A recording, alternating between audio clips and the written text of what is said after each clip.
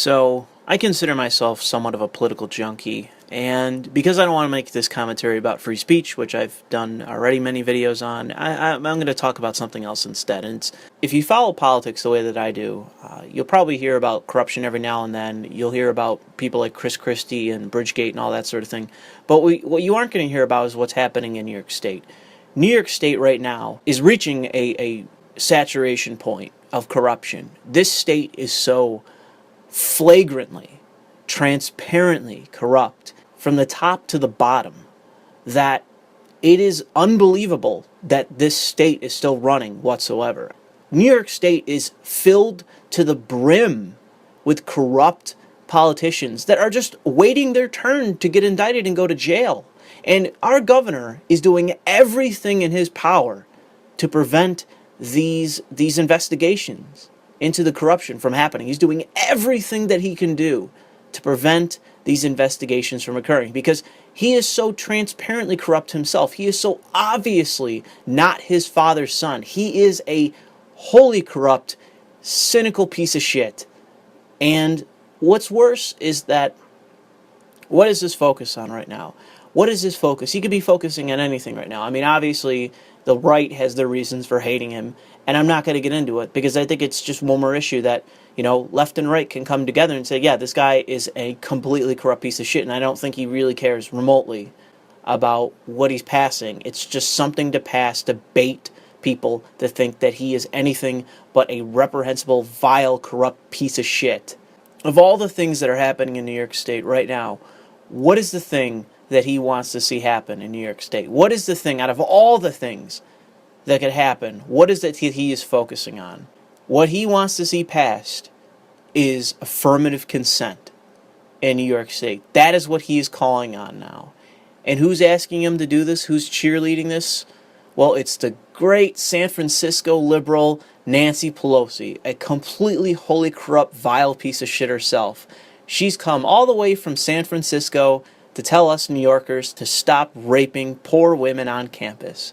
Because, after all, New York State is exactly like the Congo. We just can't stop. I know I'm a university student, and I've had my fair share of raping just poor innocent women on campus.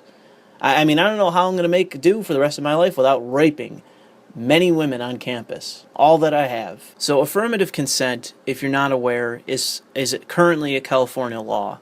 And what it requires is that if you are the male in the situation, if you are on a date, if you are engaging in anything close to sexual intercourse, it requires you every step of the way to ask for consent.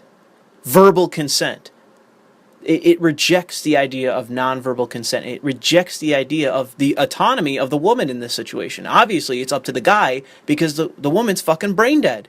I mean, you might as well be, fucking the mattress because this woman is so fucking brain dead, you gotta ask her for consent every step of the way. And this is the definition of authoritarian politics. And the only reason that Andrew Cuomo, in my opinion, is doing it is because he wants to be seen as a liberal, the thing that he is the opposite of. And so he's playing to social justice. He's playing to authoritarian liberals because that is the only people that he can ever cater to. That is it. Because libertarians, anyone that's at all close to civil libertarian or anti-corruption or even in favor of just basic freedoms in New York State, fucking hates him. And the fact that he almost lost to someone as just unknown as Zephyr Teachout, who I personally put money, I invested money with her as a candidate to try just in a desperate attempt to see this vile piece of shit go away. This vile, disgusting, corrupt piece of shit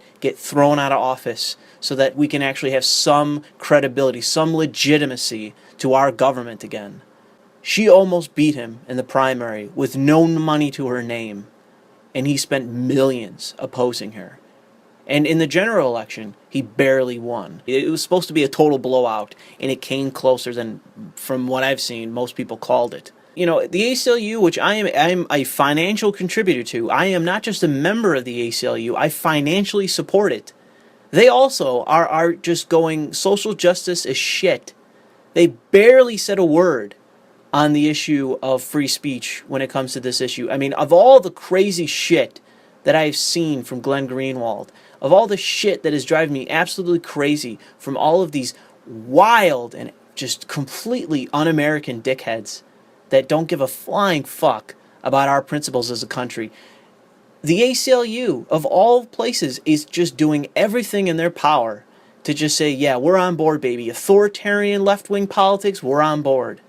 And so when it comes to this issue of affirmative consent, which is authoritarian as shit, is completely insulting to, again, I say, like, you might as well be fucking a mattress, because this treats women as if they are literally a subspecies. They are literally so intellectually infantilized that they don't have the actual intellectual capacity to consent themselves. The man has to say, okay, I'm gonna fuck you now. Is that okay? Is that okay? Are you okay now? I mean, let me say this slowly for you. That's the purpose of this bill. And if they want that shit in San Francisco, if they want that in social justice land, California, that's fine by me. It's not my state. But I just hope that the people that have any rational or at least just common sense principle in being libertarian and being for classical liberalism can at least stand up to this and say, no, we're not having your authoritarian social justice San Francisco bullshit in New York State. Fuck off. But, I mean, who knows? Who fucking knows anymore? We are in social justice la la land. We're so off the grid at this point that, you know, I honestly think that the only thing that is going to save the state in which I live is the final nail in the coffin. Andrew Cuomo, our governor, goes down for corruption charges. And I'm hoping that someone that takes their place, you know, if they're left-wing or even just a conservative Democrat, isn't a wholly corrupt or just crazy social justice warrior. But who the fuck knows anymore? Not a very positive commentary, but, you know, it's something that concerned me enough to where I thought I should say something on it.